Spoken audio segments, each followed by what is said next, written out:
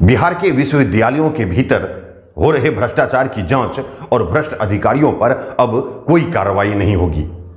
अब न तो बिहार सरकार कोई कार्रवाई कर सकेगी और न ही शिक्षा मंत्रालय कोई हस्तक्षेप कर पाएगी, और अब न ही विश्वविद्यालय के भीतर हो रहे भ्रष्टाचार पर विशेष आर्थिक अपराध इकाई ही कोई कार्रवाई कर सकेगी। नमस्कार, मैं हूं मुकेश सिंह और अभी आप मेरे साथ देख रहे हैं न्यूज 19। दरअसल बिहार के विश्वविद्यालयों के भीतर मौजूदा वक्त में हो रहे भ्रष्टाचार की जांच और भ्रष्ट अधिकारियों पर अब बिहार सरकार कोई कार्रवाई नहीं कर सकेगी। अब भ्रष्टाचार के मुद्दे पर जीरो टॉलरेंस की नीति पर काम करने वाली नीतीश कुमार की सरकार पर राजभवन ने अपना शिकंजा कस दिया है।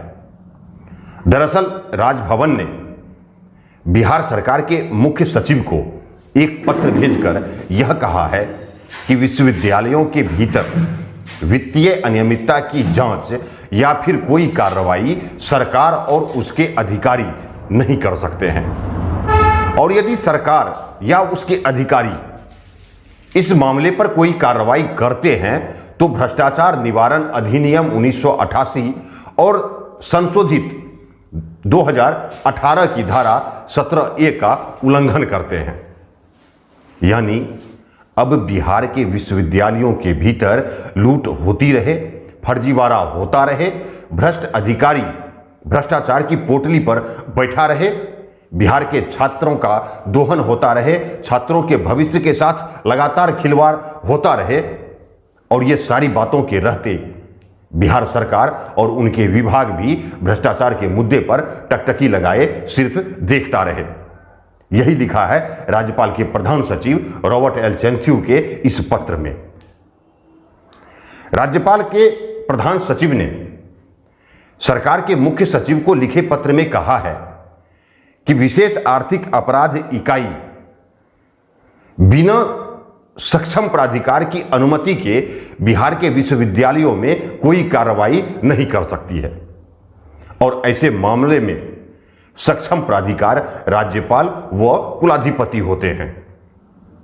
और मौजूदा वक्त में बिना राजभवन की अनुमति के विश्वविद्यालयों से विशेष आर्थिक अपराध इकाई द्वारा सूचनाओं की लगातार मांग की जा रही है और लगातार अधिकारियों पर मानसिक दबाव बनाया जा रहा है, जो नियम का उल्लंघन है। मैं यहां आपको बताऊं कि इस तरीके से ये रोक उस वक्त लगाई गई जब बीते कुछ महीने से लगातार बिहार के विश्वविद्यालयों के भीतर हो रहे फर्जीवाड़े की खबरें निकलकर सामने आ रही है। आपको याद होगा, मगध यूनिवर्सिटी के कुलपति राजेंद्र प्रसाद के गोरखपुर आवास पर जब निगरानी की विशेष टीम ने छापा मारा तो उसके घर से करोड़ों रुपए कैश में बरामद हुए, कई अचल संपत्तियों के कागजात मिले और कई किलो सोना भी और चांदी भी वहां से बरामद किया गया।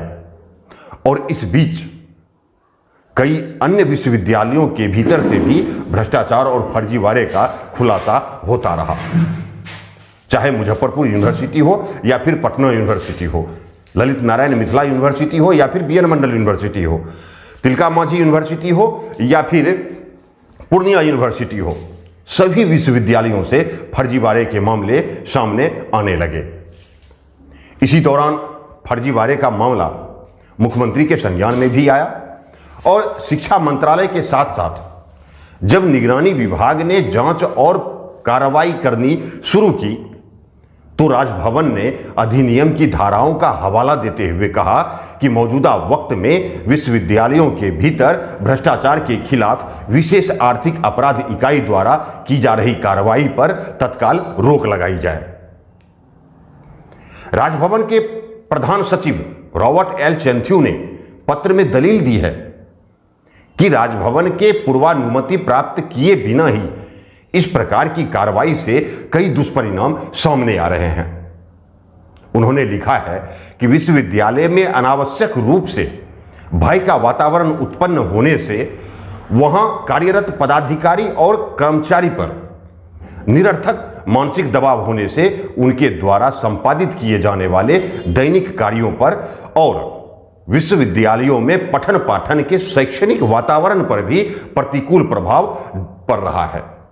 साथ ही यह भी लिखा है कि इस प्रकार की कार्रवाई विश्वविद्यालयों की स्वायत्तता पर भी अतिक्रमण और कुठाराघात है। अब यहां देखिए कि राजभवन द्वारा कैसे कैसे हवाले और दलील दी जा रही है। राजभवन के इस पत्र ने आज शिक्षा जगत को भी चौंका दिया है। आज तरह तरह की चर्चाओं के साथ साथ शिक्षाविदों द्वारा कई सवालों को जन्म दिया जा रहा है कि जब सरकार और उनके विभाग द्वारा भ्रष्टाचारियों के विरुद्ध कार्रवाई की जाने लगी, जब सरकार के अधिकारी हर दिन नए नए फर्जीवाड़े का खुलासा करने लगी और जब निगरानी विभाग ने सभी विश्वविद्यालयों के क्रियाकलाप को अपने निशाने पर ले लिया, तो राजभवन ने भ्रष्टाचार निवारण अधिनियम का हवाला देते हुए जांच और कार्रवाई पर रोक लगाने की बातें करने लगी। और यहां जब अधिनियम के नियम और परिनियम का हवाला दिया जाता है, तो ऐसे में सवाल उठता है कि फिर सरकार के बदले राजभवन द्वारा अब तक ऐसे भ्रष्ट अधिकारियों के विरुद्ध जांच और कार्रवाई क्यों नहीं की गई? आखिर ऐसे भ्रष्ट अधिकारियों पर शिकंजा कसने के बजाय उन्हें छुट्टी पर जाने की इजाजत क्यों दे दी गई? और जब बच्चों के पठन पाठन बाधित होने का दलील दी जाती है पत्र में, तो सवाल उठता है कि ये वही बच्चे हैं जिन्हें रजिस्ट्रेशन से लेकर फॉर्म भरने तक सिर्फ दिक्कतें ही दिक्कतें होती है यूनिवर्सिटी में। ये वही बच्चे हैं जिन्हें ग्रेजुएशन करने में 5 वर्ष लग जाते हैं। ये वही बच्चे हैं जो कॉलेज के बजाय निजी शिक्षण संस्थानों से पठन पाठन कर परीक्षा देते हैं। तो क्या इन बच्चों के भविष्य संवारने के लिए राजभवन द्वारा अब तक कोई ठोस कदम उठाया गया या कोई सफल प्रयास किया गया इसके लिए?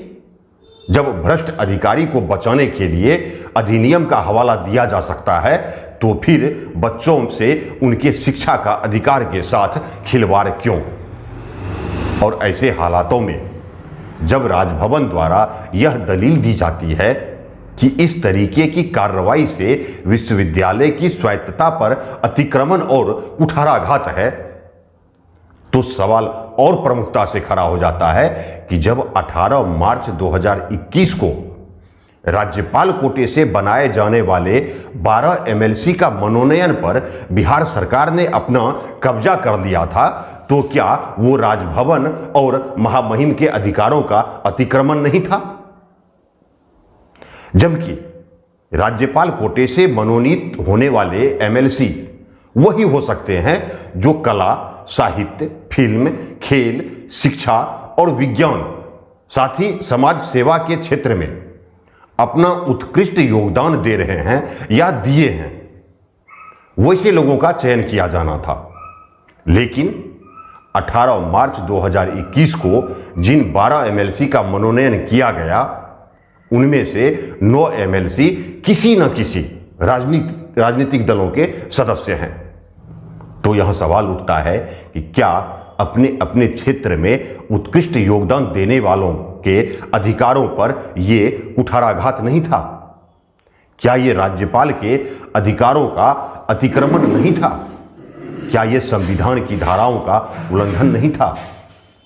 मौजूदा वक्त में राजभवन का ये पत्र जो 25 जनवरी को जारी किया गया है, वो ऐसे कई सवाल को जन्म दे रही है। लेकिन इन सब के बीच अब देखना दिलचस्प होगा कि बिहार सरकार इस पत्र का क्या जवाब देती है।